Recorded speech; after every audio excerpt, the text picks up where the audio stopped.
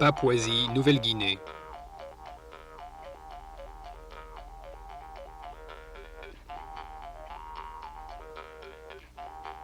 « 1975, année de l'indépendance. Un pont entre l'Asie du Sud-Est et le sud du Pacifique. « 3 millions d'habitants. 700 langues. Un éventail de cultures. Un pays qui embrasse l'histoire de toute l'humanité.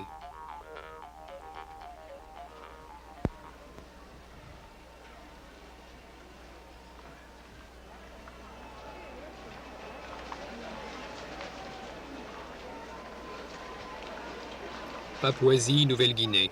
En l'espace d'une vie, nous avons parcouru des siècles. Nous changeons plus rapidement que ne l'a fait aucun peuple auparavant. Nous partageons désormais avec le reste de l'humanité les difficultés et les espoirs du monde moderne.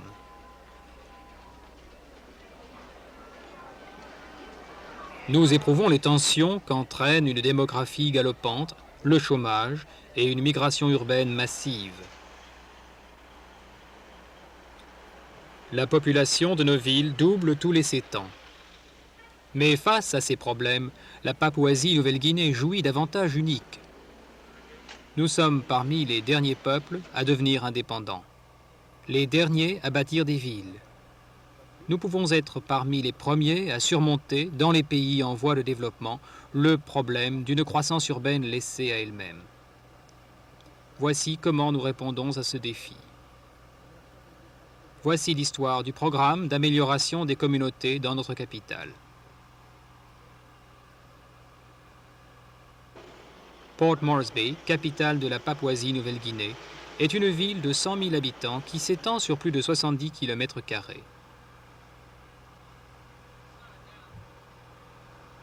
Centres commerciaux modernes. Communauté installée au hasard.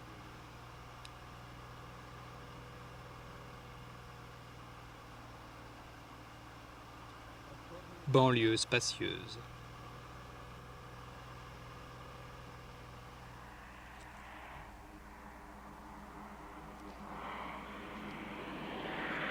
La migration par avion.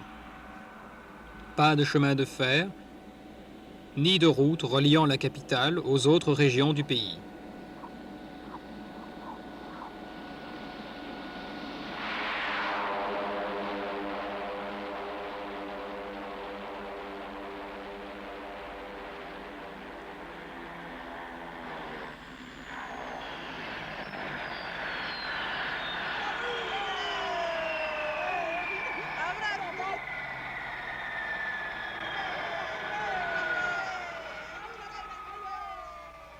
Pour beaucoup d'immigrants, tels ces habitants des plateaux du centre, l'avion est le seul moyen d'atteindre Port Moresby.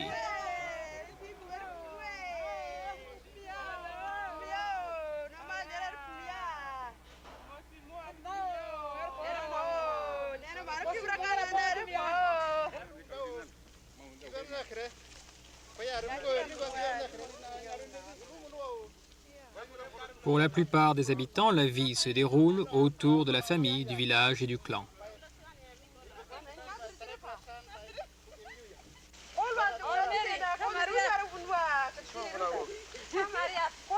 Dans les villes, les nouveaux arrivés retrouvent toujours des membres du même groupe linguistique pour les accueillir et les aider à s'installer.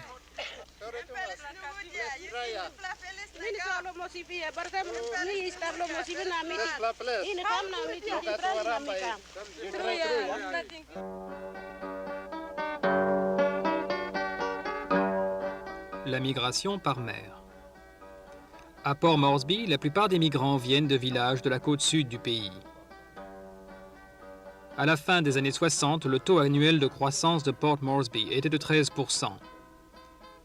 Maintenant, il s'établit à 8%. En 1972, un quart de toutes les maisons de la capitale étaient situées dans des villages urbains ou des communautés installées au hasard.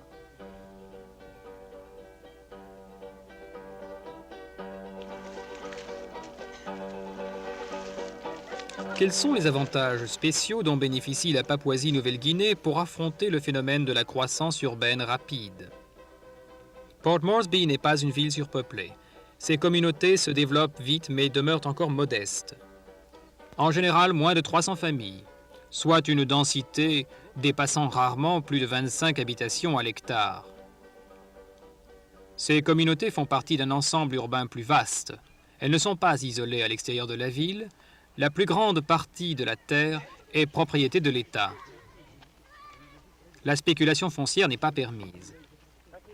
Aucune de ces communautés n'est encore devenue un ghetto politique, tribal ou religieux. Les habitants des différentes régions du pays vivent en harmonie les uns avec les autres. Le Parlement national. Le gouvernement reconnaît que cette migration est inévitable. Il concentre ses moyens à développer les régions rurales tout en acceptant la responsabilité des migrants urbains. Il n'a pas honte des habitations qu'il construise. Il encourage les migrants à compter sur eux-mêmes et les aide en leur procurant des fonds et une assistance technique. C'est là le travail de la Commission sur le logement et de ses fonctionnaires, tels Larry, qui travaillent dans les communautés. Tout à la fois assistant social, conseiller technique et administrateur. À part les installations des immigrants, la Commission contrôle toute la construction faite par le gouvernement.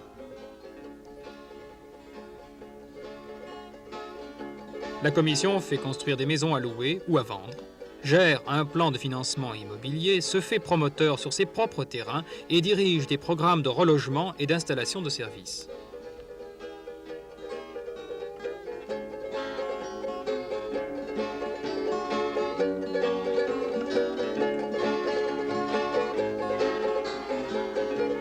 Les programmes d'amélioration des communautés débutent par des enquêtes.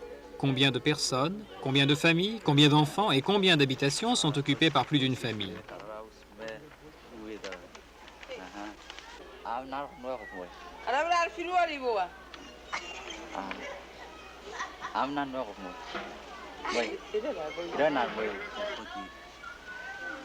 Dès le début, la communauté est impliquée dans le programme d'amélioration grâce à un comité de responsables choisis.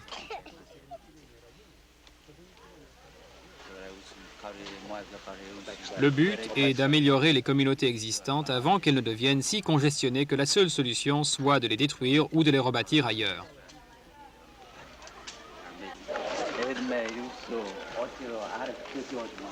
Un dialogue s'instaure.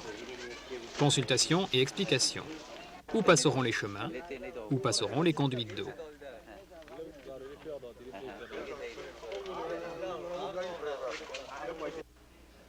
Urbanistes et ingénieurs préparent les plans, s'assurant que le coût des améliorations apportées aux maisons et au reste des nouvelles communautés est maintenu à un minimum.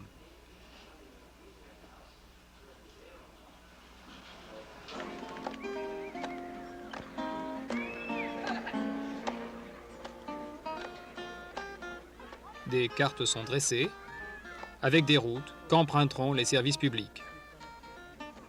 Des chemins qui suivent aussi loin que possible les anciens sentiers. L'approvisionnement en eau et des fosses d'aisance. La division en lotissements, un par famille.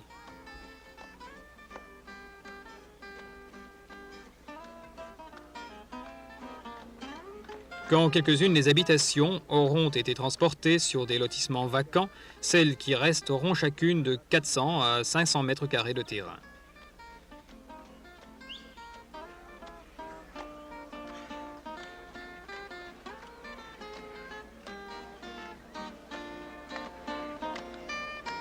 Cela laisse de l'espace pour des jardins potagers, des fosses d'aisance et un système d'écoulement des eaux de robinet.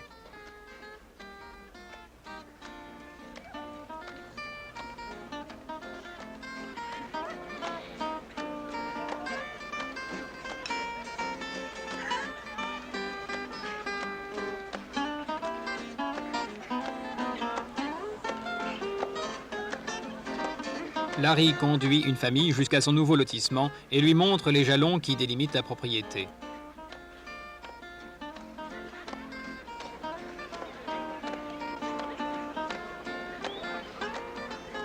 Le coût total de toutes les améliorations apportées, y compris les salaires des urbanistes, des ingénieurs et des fonctionnaires de la communauté, est de 750 $ américains par lotissement. Chaque famille paie 20 $ américains par an comme loyer et a l'assurance d'un bail de 25 ans.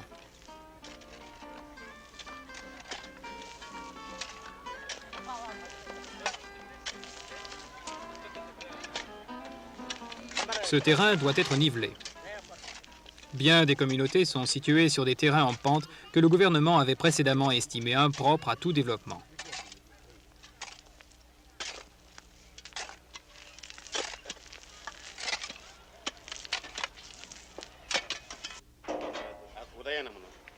Il faut aussi creuser des trous pour les fosses d'aisance.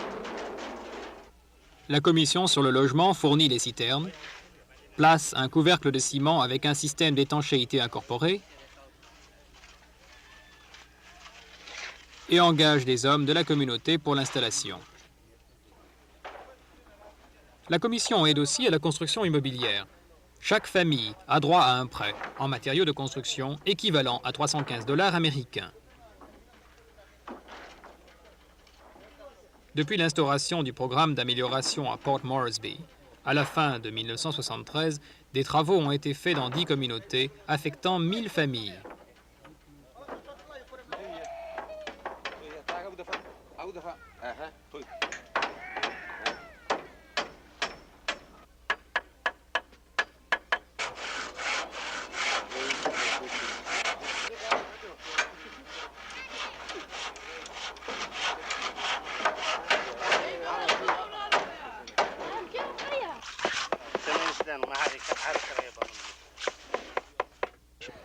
Pendant qu'elles travaillent pour leur habitation permanente, les familles vivent dans des abris temporaires sur le même lotissement.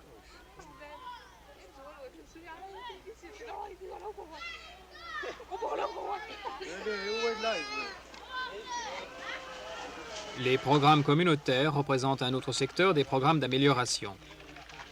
Celui-ci, par exemple.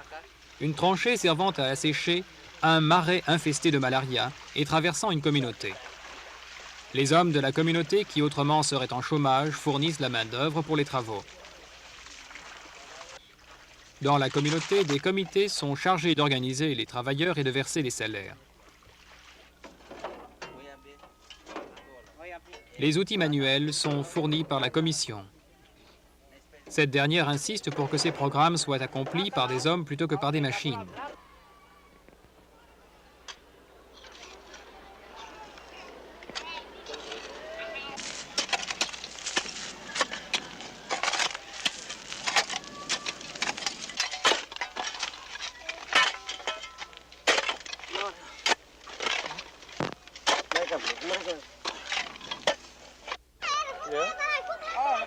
Il y a inévitablement des limites au programme d'amélioration. L'une d'elles concerne l'eau. L'eau est rare. Bien des gens en consomment beaucoup trop et ne peuvent pas payer leurs factures. La commission a installé dans les communautés un robinet spécial qu'on ne peut laisser ouvert. Cela évite l'emploi des compteurs d'eau. Chaque famille doit payer un tarif mensuel fixe. Avant ce changement, chaque communauté possédait un robinet pour 100 personnes. Maintenant, chaque famille a son propre robinet. Mais les usagers ne sont pas toujours contents. La commission tient des réunions pour expliquer le pourquoi de ces nouveaux robinets.